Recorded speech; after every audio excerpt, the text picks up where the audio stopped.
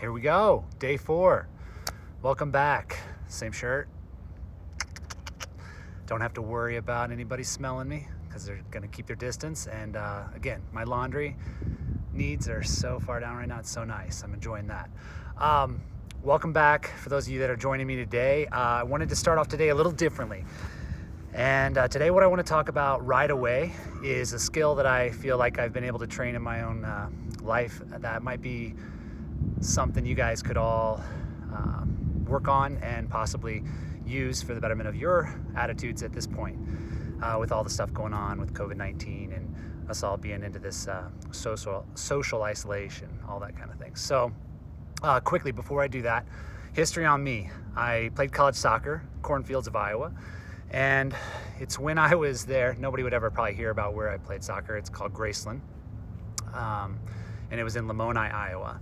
But one of the most influential mentors came across at that point in time in my life when I was looking to get back into a sport that I hadn't started playing in college, and came back and met this guy named Ivan Joseph.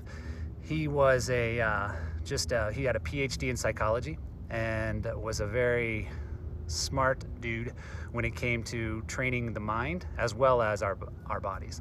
He was able to take a team that pretty much did runner-up to conference champions, maybe conference championships before him, but nothing too big, to a national ranking, and then eventually he won the national championship and brought it home to this small town of Lamoni, Iowa. So pretty influential guy in my life, because what I learned from him was that attitude and mentality, and as far as our mental state, can be trained.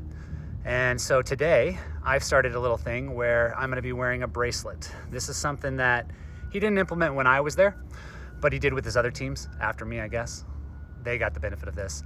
So why I'm wearing this bracelet is really to help me channel the positive thoughts. As I start to go down a place maybe of negativity, I can snap the bracelet, just give it a little, and that'll help me remember to think positively and try to change my attitude.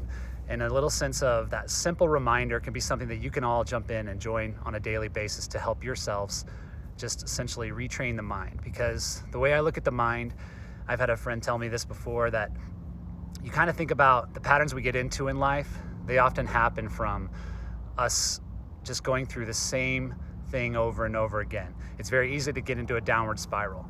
So if we want to flip the script and turn it into a positive, think about it like walking across that field on your way to school. You may walk across that field one time. The first time you do it, you make a little path. By about the 3rd or 4th week, that path has grown into a bit of a sidewalk. Think about then, and by maybe the 2nd year of you doing that exact same path, it could be considered to be a superhighway. So they say that change takes about 4,000 to 6,000 times that repetition to get your mind centered around that change in behavior as well as that change in your thoughts. So what I want to do is try to change our way we behave and the negativity that we bring into our daily life by, again, snapping myself out of it and beginning to think a little bit more positively. So you have to come up with an affirmation that helps you really make yourself on a daily basis think more positive about your actions. Here's one of my affirmations. One of my things that I feel I bring to the room is a lot of energy. And I feel like I can light up a room. And I don't feel like a lot of people can really suppress that energy. And I've also had teachers in the past that have really tried to, and it doesn't work out too well for them. So what I find that my affirmation is that I have a pretty large fire, and there's no amount of water out there that's going to put my fire out. You could think of it as wind in a sail, anything like that, but just want to have something that you're saying on a daily basis that really helps you remain positive during times when it's turbulent, and could begin to, again, change your path into a neural highway where you can remain in a good state of mind. And so that's something that I like to take on as a skill, and something you can also train in yourselves to allow you to really get through a time like this where we're all kind of questioning the positive stuff that's going on out there, and we're really trying to look away from some of the negativity that's being spread. So again, that's part of the challenge. I hope you guys all take that into mind. Now let's get on to the workout. So today's workout, it's intervals. Gonna be at a track, but look, the snow's gone. I'm in shorts, t-shirt, Colorado weather, gotta love it. But the way this workout's gonna run is essentially you're gonna run the straightaways, and if you guys don't have a track and you're not, outside doing this, you can do this on a treadmill. You could also do this with a set of stairs. You could do this at a hill. You could do this on a bike. It doesn't necessarily have to have the track at hand. The idea is to think about a 15 to 20 second interval of where you're pushing yourself to get to that labored breathing. You then interrupt that interval with, say, the turns around the track. And that turns around the track, what I'm gonna teach you guys to do is some different style of lunges or body movements that will allow your hips and your ankles to begin to get better stability and helping with balance and strengthening those muscles along the sides of the hips that don't get strengthened when you do something so linearly like running or cycling. So let me show you what those exercises are gonna be that would be implemented into the turns around this track. And then I'm not gonna bore you with watching me do it, but I'm gonna probably do about 2.5 miles is what I'm setting myself up for today. That should take me about 20 something minutes. And then after that, I will do a little bit of core to finish up the workout to get my 30 minutes in for the day.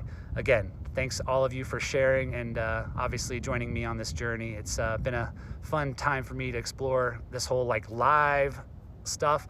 And granted, I'm still learning, so bear with me on my incapabilities for technology. All right, here we go.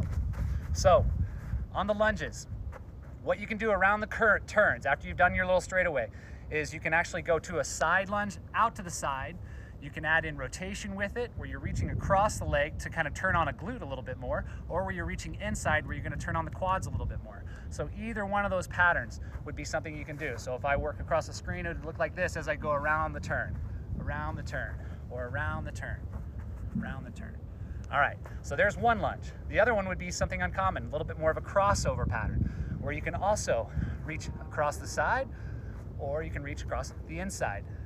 Similar fashion, same idea, you just come back together, cross over, back together, cross over, back together, cross over. You get the gist of the side lunges. The other pattern you can actually work into would maybe be such as a skip, turning, skipping, skipping, going back, skipping, skipping, skipping. I could also turn around and walk backwards, even just a simple back lunge, back lunge, back lunge, again, back lunge, back lunge, back lunge. Again, this is to be performed around the turns of the track or for a period of about 30 to 45 seconds, maybe a minute in between your 20-second intervals. That's gonna allow you to, again, a little bit of an active recovery from the sprint, but then also retrain hips, ankles to be able to move a little differently. Some other things you could try to do.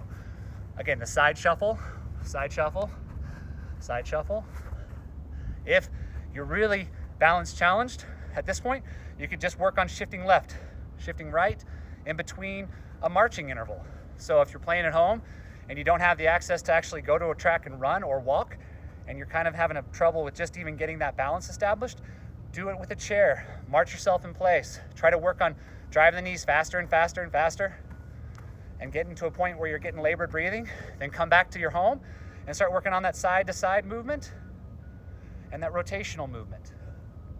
The key here is, folks, not to stay so linear in your pattern. Don't always go straight ahead. Think about the sideways and the rotational moves that you can put into play to really vary things up and challenge the muscle systems to begin to coordinate and develop a little more of that repetition they need to be successful in motor patterning when you go forward. And that'll help with your balance. That'll help with your development of your body. If you want to ever get a side butt, a little bit extra shape to your booty, this side stuff is important. You could even do kicks while you're running through like we've done before. You could do kicks forward, backward, across the body, all different ways. Again, just add in the side element, the rotational element to make it successful. All right, so have fun playing along at home. Remember, I'm gonna do about 12 laps. No, that's actually 3 miles.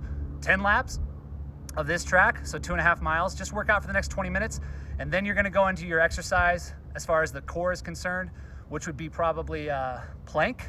I love planks, doing both on the elbows forward or hands and feet, and then a side plank, and a side plank, and even maybe like a reverse plank where we're bridging. Try to work on those 4 elements to bring in the core for the next 5 to 10 minutes after that to round up to your 30 minutes. All right, have fun. Great to see you guys as always. Day 4 is here. I'm still off desserts. It's feeling good. Hope you guys are too. Cheers.